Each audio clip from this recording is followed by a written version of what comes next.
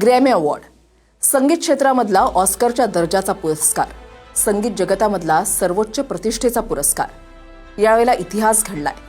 शतक महोत्सवाकडे चाललेले आध्यात्मिक गुरु दलाई लामा यांनी ऑडिओ बुकसाठीचा ग्रॅमी अवॉर्ड जिंकलेला आहे। शांततेच्या नोबेल पुरस्कारानं सन्मानित दलाई लामांनी ग्रॅमी जिंकणं म्हणजे आजच्या पिढीलाही भगवान बुद्धांचे कालातीत विचार किती आपले वाटतात ते लक्षात येतं।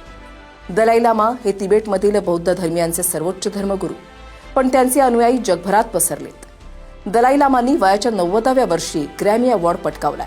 हा इतिहास रचत दलाई लामा हे आध्यात्मिक विश्वातून संगीत क्षेत्रामधील सर्वोच्च सन्मान मिळवणारे एक दुर्मिळ व्यक्तिमत्व ठरलेत। दलाई लामा यांना त्यांच्या meditation the reflections of his holiness the Dalai Lama या अल्बमसाठी सर्वोत्कृष्ट ऑडिओ बुक, कथन आणि कथाकथन रेकॉर्डिंग या श्रेणीमध्ये गौरवण्यात आलंय। या अल्बममध्ये मौखिक ध्यान, दलाई लामांच्या शिकवणी आणि संगीताचा सुंदर मिलाफ आहे। याचं संगीत भारतीय शास्त्रीय संगीतानं प्रेरित आहे। ग्रॅमी पुरस्कारांच्या प्री टेलिकास्ट समारंभामध्ये हा पुरस्कार जाहीर करण्यात आलाय।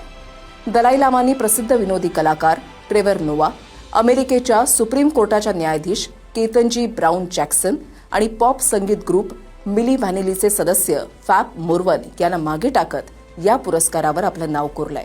अर्थात ग्रॅमी अवॉर्ड हा दलाई लामांना जाहीर झाल्यानं त्या पुरस्कारालाच कृतार्थ वाटलं असणार। दलाई लामा याचा अर्थच आहे ज्ञानाचा महासागर।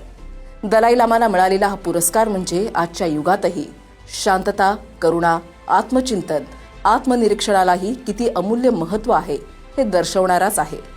दलाई लामांचं त्यांच्या या भारतीय लेकीकडून मनपूर्वक अभिनंदन।